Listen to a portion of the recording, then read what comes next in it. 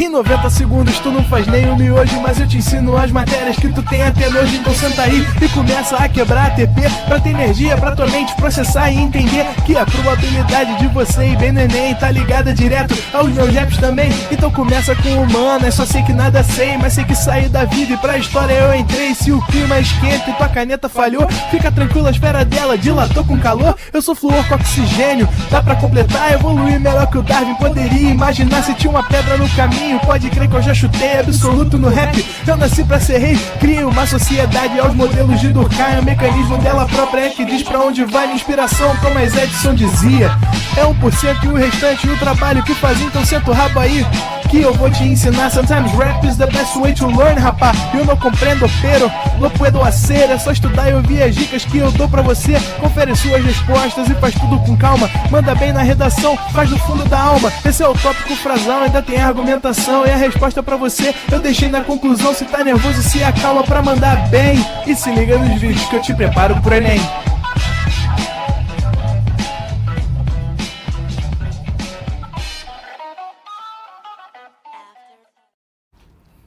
Estamos no ar! Pró-lacradoras e pró-lacradores do meu coração, tudo bem com vocês? Por aqui Diego Dias, seu professor de literatura do Pró. E hoje, dia 6 de agosto, a gente está juntinho aqui, porém ainda não estamos ao vivo. Tô me recuperando de uma cirurgia, né? Eu gravei essa aula antes de fazer a cirurgia, fiz a minha cirurgia no dia 29 de julho, então eu tô me recuperando. Semana que vem eu tô de volta no ao vivo, tá? Mas eu gostaria de te lembrar que qualquer dúvida que você tenha dessa aula, você pode me chamar também pelo Instagram, @prof.diegodias, que eu tô lá te esperando. Não só com a sua mensagem de apoio para minha recuperação, mas também com a sua dúvida de coração aberto para que a gente possa seguir aí construindo com excelência a sua jornada literária rumo à sua aprovação no Enem. Meus amores, como sempre, a aula de hoje é preparada com muito carinho, com muito amor, para você lacrar e para a gente chegar junto à aprovação. A aula de hoje já está o spoiler aqui, Geração de 30, parte 1, a poesia de Drummond, Cecília e Vinícius. Deixa eu te explicar melhor esse título de aula para você entender o que a gente vai fazer na aula de hoje. Na semana passada, a gente começou a estudar o modernismo enquanto movimento de escola literária. E aí a gente considerou o modernismo dividido em 3 fases. A primeira, a gente viu na semana passada. Na aula de hoje, a gente começa a estudar a segunda fase do modernismo no Brasil. E por que aqui essa segunda fase está escrita como parte 1? Porque essa segunda fase vai estar dividida em 2 aulas. A aula de hoje e a aula da semana que vem. Beleza? Então, primeira fase do modernismo foi a nossa aula da semana passada e a segunda fase do modernismo está dividida em 2 vídeos, está dividida em 2 aulas. Na aula de hoje, a gente vai comentar sobre a produção poética, a poesia de segunda fase, e na semana que vem a gente vai falar sobre a prosa, também de segunda fase. Beleza? Então sejam todos muito bem-vindos, tudo preparado com muito carinho, com muito amor, pra gente arrasar no Enem. Vamos começar, como sempre, pela dica de leitura da semana, e óbvio, a dica de literatura tem tudo a ver com o aspecto da semana, já que a gente está estudando a segunda fase do modernismo no Brasil. E a gente vai falar de Vinícius de Moraes. A minha dica para você é o livro Orfeu da Conceição. Meus amores, esse livro, na verdade, é uma peça de teatro, beleza? Então vocês vão ter contato com um texto teatral muito tranquilo de ser lido e que faz um resgate, uma intertextualidade com o mito de Orfeu, a mitologia que envolve Orfeu e o seu grande amor Eurídice. Só que numa intertextualidade, numa adaptação para as favelas cariocas em meio a uma semana de carnaval. É uma peça trágica, já te dou um spoiler. Tanto Eurídice, o grande amor de Orfeu, como ele morrem tragicamente ao final dessa peça, mas a adaptação feita por Vinícius de Moraes ao Carnaval do Rio de Janeiro e às comunidades, as favelas cariocas, dão um ingrediente a mais a essa obra intertextual do poetinha Vinícius de Moraes, que é a nossa grande sugestão de leitura para a semana, beleza? Vou comentar a beça de Vinícius de Moraes hoje, porque ele é um dos maiores nomes dessa nossa segunda fase, desse nosso segundo momento de modernismo no Brasil, beleza? Então, fica aí a nossa dica de leitura, Orfeu da Conceição, de Vinícius de Moraes. Meus amores, vamos começar pelo nosso TBT? Olha quanta coisa a gente já conversou até a chegada do modernismo, né? Parece que foi ontem, mas a gente vem estudando todos esses movimentos ao longo do nosso ano letivo. Começamos lá no período da colonização, estudando o quinhentismo e passamos juntos por barroco, arcadismo, romantismo, realismo, naturalismo, parnasianismo e fechamos o século XIX com o simbolismo. E aí foi um grande divisor de águas, porque a gente resgatou lá na Europa as vanguardas europeias, primeiro ingrediente. Segundo ingrediente, o pré-modernismo. E o terceiro ingrediente, Semana de Arte Moderna, para que juntos eles consolidassem a chegada da nova escola literária que a gente vem estudando recentemente, que é o modernismo. Escola literária mais importante para o Enem, a escola literária que acaba abrangendo o maior número de questões da sua prova e, claro, para a formação cultural do nosso país, para a importância literária desta nação, o modernismo se consolida como, de fato, a escola literária mais evidente, mais importante para o seu vestibular. Beleza? E aí, o que a gente começou a entender na semana passada? Eu espero que você lembre-se dessa analogia que eu fiz com vocês na semana passada. A gente entendeu que o modernismo é uma escola literária grande, não só temporalmente falando, mas sobretudo no quesito importância para a cultura nacional. Então a gente, didaticamente, resolveu fazer uma analogia, uma metáfora, uma comparação desse movimento modernista com as etapas de um corpo humano. Lembram disso? A gente comentou que a primeira fase, aquela que a gente estudou na semana passada, seria um adolescente rebelde. E essa primeira fase de um adolescente rebelde é chamada de fase de ruptura, iconoclasta ou heróica. E aí a gente viu juntos na semana passada que o grande objetivo dessa primeira fase era um processo de ruptura com a arte vigente. Ainda não havia uma cartilha de o que seguir, o que fazer, mas a palavra de ordem era ruptura, destruição, combate à arte literária vigente, a própria questão artística vigente à época. Já a segunda fase, objeto de estudo da aula de hoje, vai ser um adulto. Esse adulto vai ser chamado de fase construtiva, um adulto mais consciente do seu processo, que agradece as conquistas dessa adolescência, mas que acaba sendo alguém mais consciente do próprio processo do fazer artístico. Portanto, o que a gente vai ver hoje é uma estabilização das conquistas dessa primeira fase, com um ingrediente a mais, que vai ser muito importante pra gente, que vai ser uma preocupação social. Uma literatura, de fato, mais engajada em questões sociais. Percebam que a primeira fase, ela não se preocupou tanto com essas questões sociais. Ela se preocupou com ruptura. Ela se preocupou em pegar a linguagem coloquial, a linguagem informal, a linguagem do dia a dia, das trivialidades do brasileiro e colocar, inserir dentro da literatura. Show de bola! Mas a gente entende que essa segunda fase é uma fase mais madura porque ela agradece e perpetua essas conquistas da primeira fase com um ingrediente adicional, que é olhar para as preocupações sociais que abarcam a realidade do brasileiro. Esse é o objetivo da aula de hoje. E como terceira e última fase, que a gente vai ver dentro de 2 semanas, já seria uma espécie de um idoso, um cara já aposentado, de boas, refletindo sobre toda a sua trajetória e essa reflexão, claro, pautada na linguagem usada nessa literatura de terceira fase. Beleza? Em aspectos temporais, o modernismo como um todo ele vai de 1922 a 1960. E se a gente for dividir didaticamente aqui essas fases, a primeira, que foi o objetivo da aula passada, ela foi de 1922 a 1930. A segunda, que é o objetivo da aula de hoje, vai de 1930 a 1945. E a terceira e última, de 1945 a 1960. Meus amores, quando eu olhei para essa segunda fase e falei 1930 a 1945, o seu corpo precisa começar a entrar em ebulição. Porque, vamos lá, 1930 a 1945, resumo da obra, caos, gritaria, confusão, socorro, em que mundo eu vivo? Não é verdade? Porque vamos aqui rapidamente a alguns fatos caóticos. 1930, um ano depois da queda da Bolsa, né? Da quebra da Bolsa de Nova York de 1929. Já comecei caótico. 1930 a 1945, resgata aí. 1937, Estado Novo de Vargas. Estado Novo, leia-se, ditadura. E se é ditadura, estou privado de liberdades. Outra, Segunda Guerra Mundial. Ali por meio de 1942, ou seja, tá tudo caótico. Tá tudo caótico. E já diz a literatura desde a colonização brasileira. Em momentos de caos, em momentos de tensão, em momentos horrorosos como estes, a literatura se engrandece como uma arte reflexiva. Então vocês vão perceber como que essa segunda fase ela é chamada de construtiva, primeiro, por agradecer e perpetuar as efetivas conquistas da primeira fase, mas a grande sacada dessa segunda fase é olhar para o contexto histórico vigente e trazer essa preocupação social à tona.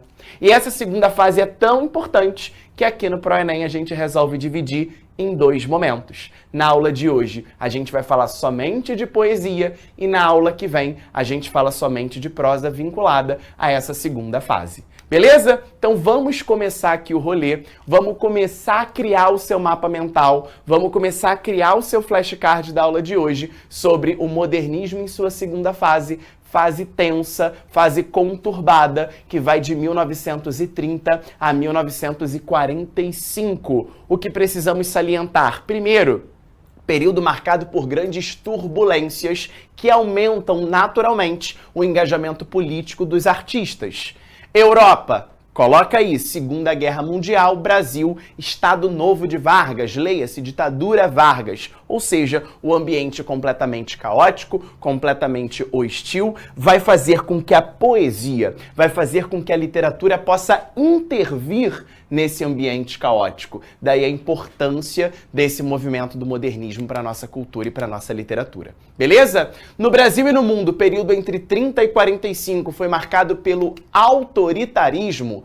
Crise de 29, Revolução de 30, chegada de Vargas ao poder, oligarquias cafeiras paulistas começam a perder a força.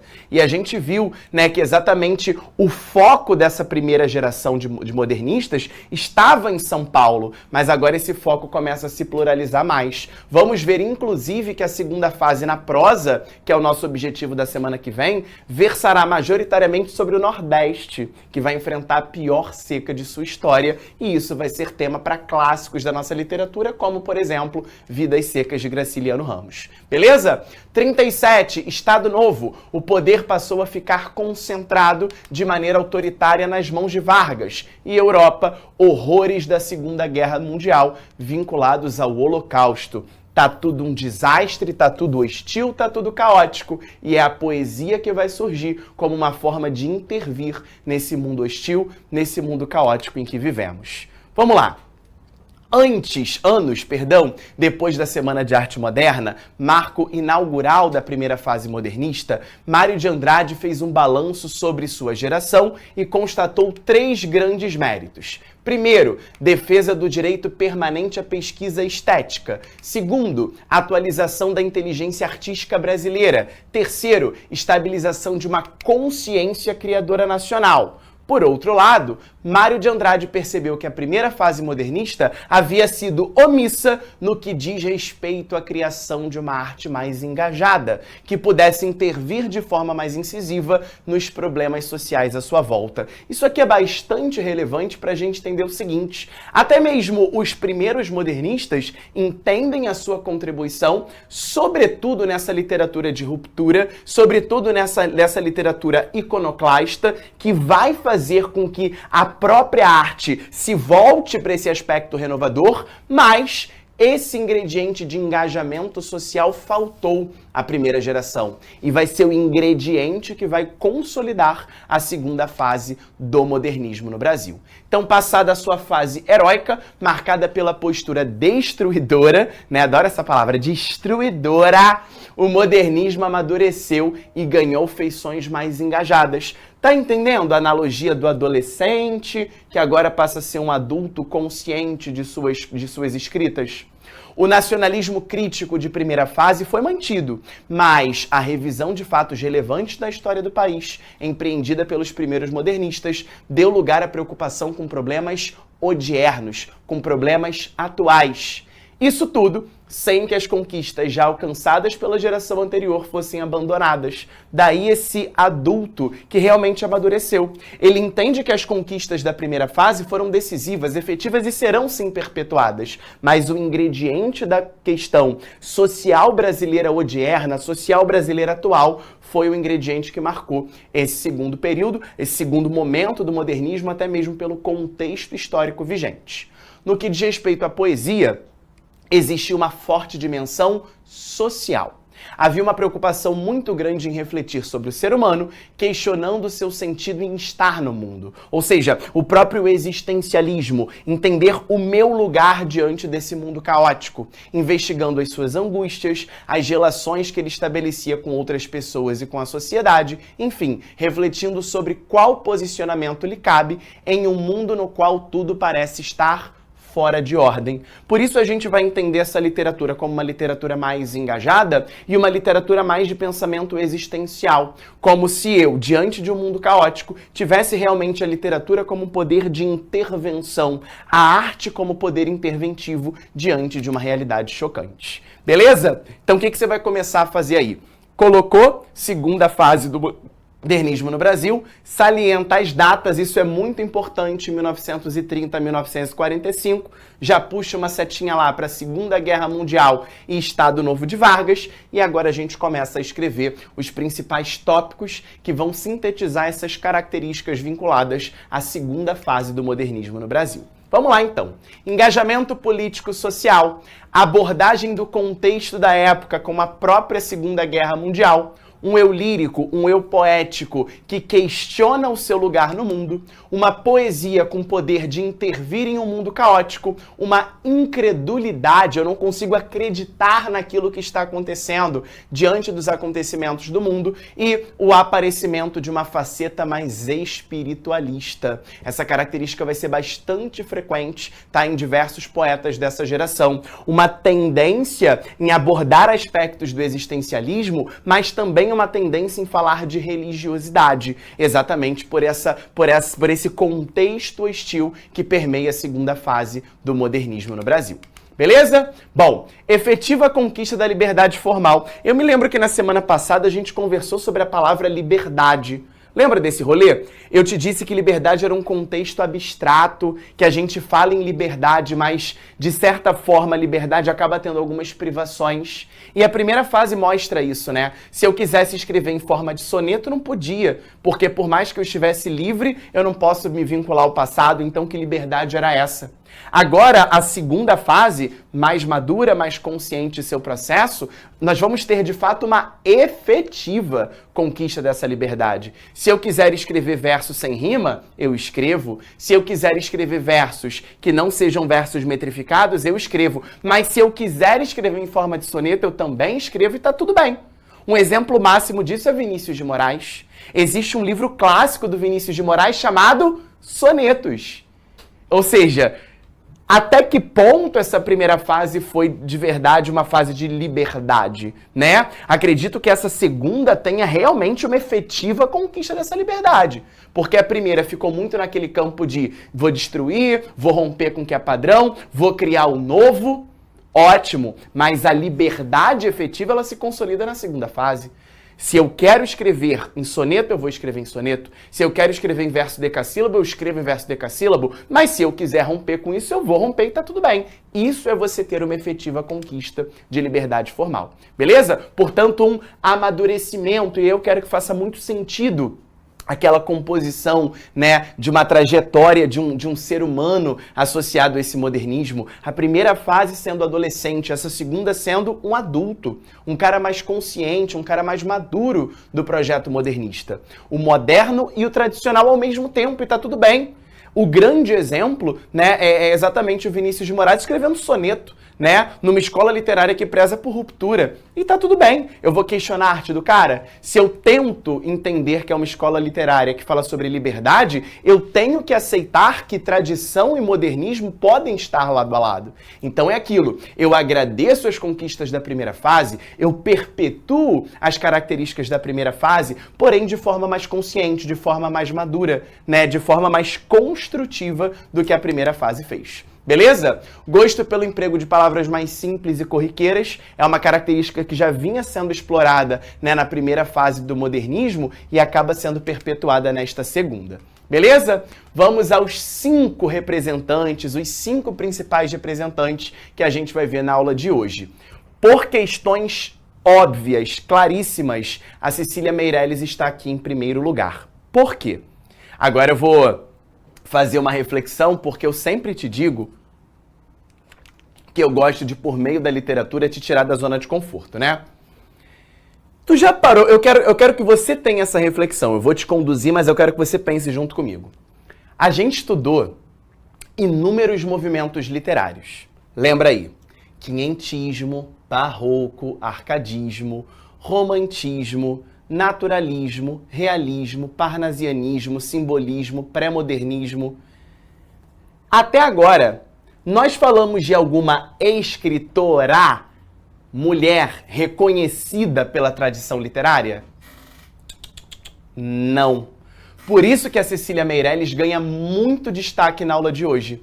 Ela é, de fato, a primeira mulher que ganha uma importância à sua época, porque, claro, posteriormente, hoje, a gente já reconhece a contribuição da Maria Firmina dos Reis lá para o romantismo, tá? Mas a época de sua literatura não houve essa importância. Cecília Meirelles, sim, é a primeira escritora, a mulher brasileira valorizada no momento de sua escrita. Isso é muito simbólico e por essa razão a Cecília Meirelles figura aqui em primeiro lugar, como de fato a quem ganha destaque na nossa aula de hoje, justamente porque é a primeira vez que eu consigo falar sobre uma escritora mulher na minha aula de literatura. Porque a tradição literária Gente, de 1500 até 1930... não reconhecia escritoras mulheres na tradição literária. Isso é um absurdo e mostra como que todos os campos do nosso país a gente percebe um machismo estrutural muito presente, um patriarcado estrutural muito presente. Beleza? Então, Cecília, coroada aqui a nossa rainha diva máxima da aula de hoje. E claro, ao lado dela, excelentes escritores que também contribuem para a nossa formação enquanto segunda fase modernista. Poetinha Vinícius de Moraes, Murilo Mendes, Jorge de Lima e o maravilhoso, vou até dar um beijinho nele, Carlos Drummond de Andrade. Beleza? Vamos começar então por Cecília Meirelles. O clássico de Cecília Meirelles, meus amores, chama-se Romanceiro da Inconfidência, que também é uma sugestão legal, tá, para você ler aí da sua casa, do seu trabalho, dos seus estudos, de onde você estiver. Nesse livro, Cecília Meirelles acaba fazendo uma aproximação entre prosa e poesia. É um livro de poesia, mas com uma tendência no enredo prosaico, até porque remonta-se aqui à própria história brasileira da Inconfidência Mineira, né? Então, o Romanceiro da Inconfidência é, sim, um livro poético em uma estrutura quase que de prosa, daí essa mescla, né, entre poesia e prosa, nessa segunda fase do modernismo, em que ela traz à tona elementos da história do Brasil vinculados à própria questão da Inconfidência Mineira. Beleza? Cecília Meirelles foi a primeira mulher a alçar uma posição de destaque no campo das letras nacionais. Em sua obra predominam a musicalidade, isso aqui é importante, a musicalidade presente em Cecília Meirelles já mostra esse processo de amadurecimento. Porque a gente conversou que a primeira fase foi uma fase que não curtia muito as rimas, né? Os versos brancos, os versos sem rima, os versos sem métrica, era uma característica ali de ruptura da primeira geração. Agora, na segunda, a influência da musicalidade, sobretudo em Cecília, vai ser muito grande, o que comprova uma influência da Cecília diretamente ao simbolismo, que foi a escola literária do final do século XIX que valorizou essa musicalidade, né, por meio de aliteração, por meio de assonância, né, muitas vezes também por meio de uma mescla de sentimentos, de sentidos humanos, que a gente chama de sinestesia. Beleza? Verso curto de ritmo ligeiro, característica dessa primeira fase. Linguagem clara, imagens ricas, límpidas, harmoniosas. Por meio de seus versos, a poetisa revela preocupação com o efêmero. Isso aqui é muito importante. A efemeridade da vida é a brevidade da vida. A vida passando rápido. E uma coincidência ou não que eu tenho a dizer a vocês é que geralmente, quando Cecília aparece no Enem, é para falar exatamente sobre esse tema, a efemeridade da vida. Então aí no seu mapa mental, ao lado de Cecília Meirelles, escreva efemeridade. E aí a gente começa a entrar naqueles questionamentos mais existencialistas, como a solidão, a incompreensão humana, exatamente o meu lugar no mundo. Então essas características mais subjetivas e sugestivas são pautas da poesia de Cecília Meirelles. Um exemplo é o poema Motivo. Se liga só, olha que riqueza poética. Eu canto porque o instante existe e a minha vida está completa. Só por meio desses primeiros 2 versos, a gente já percebe a questão da musicalidade, a questão do canto, sendo uma sugestão de expressividade, o caráter existencialista, né? Olha só, o instante existe, olha a efemeridade, olha a questão biológica, a questão existencialista aparecendo.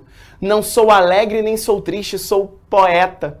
Então, esse poema aponta a importância da produção poética pelo próprio poeta. A gente pode chamar esse poema de um poema metalinguístico. Anota isso para mim. É um poema em que uma poetisa fala sobre ser poeta.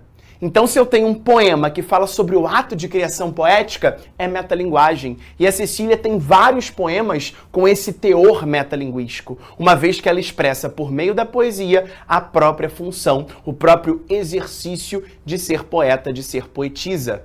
O eu lírico se define como alguém que é capaz de produzir um canto permanente. O poema é um convite a viver o agora. Olha a questão da efemeridade, o instante. Por isso existe um canto, um convite a esquecer o passado e o futuro, e sim viver o agora. É como uma resposta à sociedade, que cobra a satisfação e a felicidade humana o tempo todo. Então a gente acaba tendo uma contraposição desses conceitos de alegria e tristeza, felicidade e infelicidade ao longo da poesia de Cecília. Beleza? Segundo o escritor da aula de hoje, o nosso poetinha Vinícius de Moraes, que inclusive foi a sugestão de leitura lá do início da aula, Orfeu da Conceição. Galera, Vinícius de Moraes é chamado de poetinha. Olha que alcunha carinhosa, né? Olha que apelido gostoso, né, na literatura, poetinha. Exatamente trazendo a ideia de que a poesia ela tem um caráter afetivo, muitas vezes, um caráter simbólico, muitas vezes, e a palavra amor deve ter sido escrita por Vinícius de Moraes inúmeras vezes. Até porque vocês gostam de fofoca, né? Pena que a gente não tá ali no chat pra gente comentar sobre isso, porque eu seria o Léo Dias da vida de Vinícius de Moraes, tá? Gente, o Vinícius de Moraes, ele se casou, sabe quantas vezes? Tu chuta um número. Quantas vezes o Vinícius de Moraes se casou? 9. Tu tem noção disso? O cara se casou 9 vezes. Eu li um artigo na época da faculdade, na Faculdade de Letras da UFRJ, que dizia que o Vinícius de Moraes, ele não amava uma pessoa específica. Mas olha que poético, ele amava o ato de amar. Olha que simbologia legal. O Vinícius de Moraes não amava uma pessoa específica, mas ele amava o ato de amar. Daí esse poetinha escrever riquezas poéticas vinculadas ao amor. Porque, vamos lá, gente, se casar uma vez já deve ser tenso, deve ser realmente ali, né, você viver a vida com o outro, né, uma vida conjunta, já deve ser complicado. Imagina você conseguir fazer isso 9 vezes. Eu acharia desesperador, né? Mas isso acabou sendo um fio condutor para o nosso poetinha falar sobre o sentimento mais bonito que existe no mundo, que é o amor. que é a felicidade. Mas ele não falou só do amor vinculado àquela ideia de inspiração romântica não, tá, meus amores? Aqui a gente está falando de modernismo. É um amor vinculado muitas vezes a algo trágico. É um amor consciente de que ele vai ter fim um dia, tá? Não é aquela ideia de um amor platônico, não. É um amor muito mais crítico. É um amor muito mais realista, muito mais pé no chão. Beleza? Sua produção poética pode ser dividida em duas fases. A primeira fase consiste em uma poesia mais transcendental, mística, que abordava a religiosidade e uma dicotomia, um jogo entre espírito e matéria. Já a segunda marca exatamente essa transposição para temas mais cotidianos, como a efemeridade, característica da Cecília, nessa passagem do tempo, mas também para a própria questão do amor. E aí é importante mencionar que o Vinícius de Moraes, em diversos momentos, aparenta ter em sua produção poética uma inspiração muito grande na poesia camoniana. Pois é, a gente vai perceber que o Vinícius de Moraes, ele resgata alguns temas, ele resgata algumas estruturas muito caras, né, a Luís de Camões. A gente estudou Camões lá no início do ano, quando a gente falou sobre os caminhos que a literatura em língua portuguesa tomaram lá na Europa. E aí a gente viu que em Camões escrevia diversos poemas líricos em formas de soneto, em que ele falava sobre a questão amorosa. Pois Vinícius de Moraes, aqui no Brasil, vai ser o grande, a pessoa que vai perpetuar essa poesia camoniana dentro da literatura nacional, uma vez que, por meio de soneto, ele também vai falar de amor. Beleza? Além, claro, das contribuições que Vinícius de Moraes tem para a música popular brasileira, que com certeza você já deve ter ouvido alguma. Beleza? Exemplo aqui de uma poética de Vinícius de Moraes é um soneto lindo chamado Soneto de Fidelidade. Inclusive, Vinícius de Moraes tinha essa característica, né? Ele escrevia soneto. Olha aí a questão do amadurecimento que a gente comentou, né? Se eu quero escrever um soneto, que é uma forma fixa tradicional, eu posso, porque agora na minha segunda fase, eu não estou mais buscando uma destruição do passado, mas eu tenho uma literatura mais construtiva, mais consciente do processo, tá? E uma característica comum de Vinícius é escrever soneto e o tema. Então a gente tem soneto de fidelidade, soneto de amor, soneto da hora final, que vai falar sobre morte, soneto de aniversário, que vai falar sobre vida. Então a gente tem essa característica do Vinícius, que é uma característica muito marcante, é um poema muito claro. Eu olho para um soneto e já identifico a sua temática, porque o título já é bastante sugestivo, né? Vejamos. Isso aqui, gente, vai chegar no final, dá vontade de chorar, cara. O Vinícius de Moraes é um gênio. Olha o que ele escreve. De tudo ao meu amor serei atento, antes e com tal zelo e sempre e tanto. Olha como ele ama essa pessoa, né? Com carinho, com zelo, sempre, eternamente e tanto, com intensidade. Que mesmo em face do meu maior encanto, dele se encante mais meu pensamento. Quero vivê-lo em cada vão momento, e em louvor hei de espalhar meu canto, e rir meu riso e derramar meu pranto, ao seu pesar e ao seu contentamento. Quase que um casamento, né? Na saúde, na doença, na riqueza e na pobreza, eu vou te amar, né? Isso aqui é muito legal. Rir meu riso e derramar meu pranto, derramar meu choro. Então isso mostra, né, que eu vou estar do lado da pessoa amada em situações positivas, em situações alegres, mas também em situações de tristeza. E assim, quando mais tarde me procure, quem sabe a morte. Morte foi um tema bastante explorado por Camões na literatura portuguesa, que acaba sendo bastante explorado também por Vinícius. Quem sabe a morte, angústia de quem vive, quem sabe a solidão, fim de quem ama. Eu possa me dizer do amor que tive. Olha o que tive aqui entre parênteses, né? Uma autoridade, ele teve realmente esse amor. Amor não, né? Amores, né? Que seja imortal, posto que é chama, mas que seja infinito enquanto dure. Esse lance de ser infinito enquanto dure soa paradoxal, não é verdade? Parece uma contradição. Como é que alguma coisa pode ser infinita enquanto durar? Não é verdade? O infinito é para sempre, mas logo depois ele diz, enquanto dure. Então esse aspecto um pouco paradoxal revela a ideia de que o meu amor vai acabar. alguma hora a gente vai se separar, seja justamente por alguma situação da vida, seja pela morte, angústia de quem vive. Eu posso morrer e deixar minha pessoa amada aqui, ou a minha pessoa amada pode ir embora e me deixar aqui. Deus nos livre, mas é uma verdade, não é isso? Então que seja infinito enquanto dure. O que o poetinha quer dizer? Que você consiga viver com intensidade esse amor que você escolheu. Porque é isso que vale para uma fidelidade.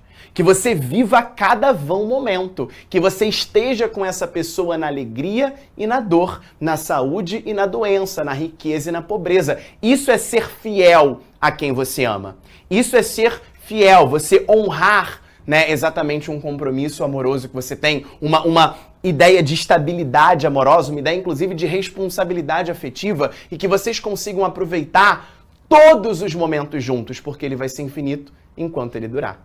Isso lembra muito a ideia de Camões, de dizer que o amor é uma chama, né? O amor sendo uma chama, uma hora essa chama apaga, mas enquanto ela estiver acesa, enquanto ela estiver viva, que ela seja aproveitada em cada vão momento. Beleza? Olha que soneto lindo para você recitar pro seu bofe, né? Pra sua cremosa. Já tira um print aqui e fala lá: de tudo ao meu amor serei atento, antes e com tal zelo e sempre tanto, que mesmo em face do maior encanto dele se encante mais meu pensamento. Cara, tu vai tirar onda, beleza? Então já tira aqui, já lê pro bofe, né? Já lê pra cremosa, que com certeza aí, você que tá brigado, gente, você que tá brigado no relacionamento, isso aqui, ó, é um pedido de desculpa, tá? Vinícius de Moraes sempre ajudou aqui a gente, né? Nessas situações de conflito aí e vai te ajudar também, beleza? Vamos para o próximo, Murilo Mendes. Galera, Murilo Mendes é uma poesia que vai ser uma poesia híbrida. A gente vai ter aspectos do cristianismo, influências de vanguardas europeias, principalmente do surrealismo, aquele universo mais onírico, aquele universo mais vinculado ao campo dos sonhos. A linguagem em Murilo Mendes vai ser uma linguagem fragmentada. Daí a gente tem também um aspecto relacionado ao cubismo. Por isso essa poesia do Murilo Mendes é uma poesia mais híbrida, né? A gente consegue ver elementos, né, de influência não só da religiosidade, mas também das próprias vanguardas europeias. Algo muito parecido acontece com Jorge de Lima, nessa poesia de manifestação mais religiosa, sobretudo exatamente na religião que tem como fonte a fé divina, manifestação de Deus, né? Ele vai explorar as características líricas presentes no cotidiano com esse ingrediente da simplicidade vinculada à temática religiosa, beleza? Claro que Murilo Mendes e Jorge de Lima, eles têm a sua importância para a segunda fase, eles têm a sua contribuição excepcional para o modernismo, para a literatura brasileira, mas eles não são tão cobrados como Vinícius de Moraes, Cecília Meirelles e, claro, Carlos Drummond de Andrade, que é o nosso último poeta da aula de hoje. Amores, começo a falar de Drummond por uma das frases mais ricas existentes na nossa literatura. Ser feliz sem motivo é a mais autêntica forma de felicidade. Cara, isso aqui é muito gostoso de ler e é muito gostoso de sentir, porque eu acredito muito, né, que onde está exatamente o nosso tesouro está o nosso coração e vice-versa. Então, e o tesouro que eu digo afetivo, né? Quando a gente está entre amigos, quando a gente está em família e o riso, a felicidade acabam se tornando fontes genuínas do processo humano, a gente está muito associado a isso, né? A riqueza de você rir sem motivo é impagável. Diferentemente de pessoas que são artificiais. Tem muita gente que é artificial. Você conhece muita gente artificial, não é verdade? Na tua escola, no teu trabalho, tem muita gente que parece que é de plástico. As pessoas parecem que não sentem mais as essências que são fundamentais a ser humano, de fato. Né? Como diz Zeca Pagodinho, a ser humano, ser aí como verbo, né? Então essa essência humana, ela perpassa muito por isso, por você ser feliz sem motivo claro, né? Mas realmente algo que vai ao encontro das suas raízes, ao encontro da sua genuidade, isso é fundamental. Meus amores, a poesia de Carlos Drummond de Andrade, ela está dividida em 4 momentos, e esses 4 momentos acompanham a própria ideia de vida do Carlos Drummond. Beleza? Primeira fase, um apego inclusive às inovações da primeira fase. Ele vai olhar para aqueles versos livres, para aqueles versos brancos, aquela poesia de ruptura, a exploração do humor e da ironia poesia são armas frequentes aí que Drummond utiliza, beleza? Na segunda fase já tem uma temática social mais latente, sobretudo pela aproximação de Drummond com o Partido Comunista Brasileiro, isso vai ficar bastante evidente nas suas obras. A terceira fase é uma poesia mais metalinguística, em que o próprio Carlos Drummond de Andrade mostra o ato de se fazer poesia pela poesia, beleza? Daí essa ideia de construir uma metalinguagem por meio do poema, e uma quarta fase, já ele bem velhinho, descrevendo aí as suas memórias enquanto poeta e enquanto ser humano de fato, que sente as essências, o caráter existencialista típico da nossa humanidade. Beleza? Uma poesia interessante do Carlos Drummond de Andrade chama-se Quadrilha. E aqui quadrilha é engraçado que é uma palavra quase que polissêmica, né? Quadrilha pode ser um bando, como quadrilha também soa festa junina, né? Veja que poema interessante. E é um poema em tom narrativo, né? João amava Teresa, que amava Raimundo, que amava Maria, que amava Joaquim, que amava Lili, que não amava ninguém. João foi para os Estados Unidos, Teresa para o convento. Raimundo morreu de desastre, Maria ficou pra tia, Joaquim suicidou-se e Lili casou com J. Pinto Fernandes, que não tinha nem entrado na história. Então, olha só, quadrilha aqui soa exatamente a troca, né, de casais lá no Anarriê, né, na festa junina, não tem isso? O momento que vai trocando de casal, então um amava o outro, vai dançando com um, com o outro, com o outro. E aqui a gente tem temas interessantes para esse modernismo, né? Alguém mudando de país, então a gente vê aqui uma questão de imigração, o cara que foi para os Estados Unidos, a Teresa que foi para o convento, olha o aspecto religioso, o Raimundo que morreu, a morte sendo algo típico, né? Sendo algo provável, possível que aconteça com cada um de nós. Maria ficou para tia, ou seja, a Maria foi a que mais se lascou nessa história toda, né? O Joaquim suicidou-se, ou seja, o tema do suicídio começa a ser presente. E a Lili, galera, que se deu bem. Que no meio desse trelelê aqui todo, ela conseguiu um J. Pinto Fernandes. Ah, como eu queria que estivéssemos ao vivo no chat. Ela se casa com J. Pinto Fernandes, que nem na história tava, e foram ser felizes. Eu, com certeza, seria Lili. E você? Você iria para os Estados Unidos, para o convento, você queria morrer de desastre no meio dessa confusão toda, você ficaria pra titia, ou seja, ficaria em casa cuidando de gato. Suicídio, eu não gosto muito dessa palavra, mas é um tema aqui frequente nessa poesia. Ou você se casaria com J. Pinto? Eu, com certeza, me casaria com J. Pinto Fernandes, ia largar todo mundo aqui e ia viver minha vida, né? Então essa efemeridade, essas brincadeiras, né, soam bastante frequentes na poesia de Carlos Drummond. Agora, apareceu o Milzão aqui para uma poesia de Carlos Drummond de Andrade, que é um repertório incrível para a tua redação. Se liga. No meio do caminho tinha uma pedra. Tinha uma pedra no meio do caminho. Tinha uma pedra no meio do caminho. Tinha uma pedra. Nunca me esquecerei desse acontecimento na vida de minhas retinas tão fatigadas. Nunca me esquecerei que no meio do caminho tinha uma pedra. Tinha uma pedra no meio do caminho. No meio do caminho tinha uma pedra. Gente, muitas vezes, quando eu leio esse poema, sobretudo em sala de aula presencial, os alunos falam, gente, mas que loucura isso aqui. Tinha uma pedra, tinha uma pedra, tinha uma pedra. Primeiro, quando a gente olha para essa poesia, ela já desconstrói muito aquele sentido clássico que a gente tem de poesia, né? Porque é uma poesia sobre uma pedra, mas uma pedra sendo uma palavra aqui bastante conotativa. Eu não me refiro a uma pedra, eu me refiro a uma adversidade, a um obstáculo que surge no meio do meu caminho. Beleza? Além disso, eu percebo uma ruptura com a própria norma padrão da língua portuguesa, porque tinha uma pedra, a gente sabe que o verbo ter não deve ser empregado nesse contexto, e sim o verbo haver, no meio do caminho, havia uma pedra. Então, quando uma questão ganha um contorno mais gramatical, ela fala sobre esse uso de coloquialidades dentro da poesia modernista. Mas, quando a gente fala sobre temáticas sociais, e a segunda fase do modernismo no Brasil é mestre em fazer exatamente engajamentos e questionamentos sociais, essa pedra ganha um contorno de uma adversidade, de um problema social que precisa ser resolvido. Por isso, aparece aqui a nota 1000 do Enem, porque serve como um repertório sociocultural excepcional. Pense nos últimos temas de redação.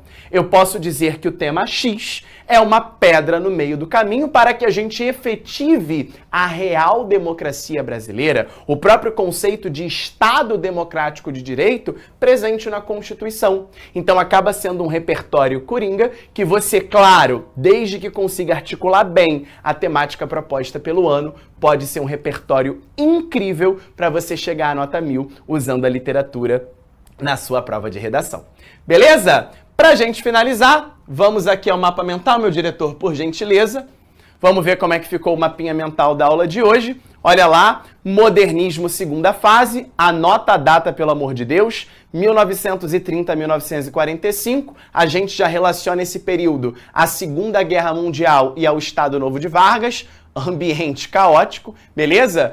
Literatura, portanto, mais engajada, lembrando que hoje o foco é poesia, beleza? Na próxima aula, até botei aqui pra você, ó, a gente continua com segunda fase indo pra prosa. Prosa essa que vai ter um engajamento social ainda mais potencializado por conta da inferência da seca no Nordeste, beleza? Mas aqui a gente já vê uma literatura engajada, uma poesia com poder de intervir em um mundo caótico, questionamentos sociais e existenciais, incredulidade diante dos fatos e dos acontecimentos, faceta espiritualista, né, justamente essa busca por respostas tanto na religiosidade como em questões existenciais, e uma efetiva liberdade formal. E aqui nossos ícones, né, dessa segunda fase do modernismo: Cecília Meirelles, Vinícius de Moraes, Murilo Mendes, Jorge de Lima e Carlos Drummond de Andrade. Vou chegar do ladinho aqui para você tirar o print da aula de hoje. Qualquer dúvida, qualquer observação, eu estou à disposição lá no Instagram, @prof.diegodias. Nesse exato momento, já estou me recuperando da minha cirurgia e na semana que vem, e aí sim estaremos juntos, ao vivo, na nossa aula de literatura. Um beijo muito grande, fiquem bem e até semana que vem. Beijo! Assista nossas aulas a hora que você quiser. Vem com o Pro, o cursinho online que mais aprova no Enem. Assine em proenem.com.br.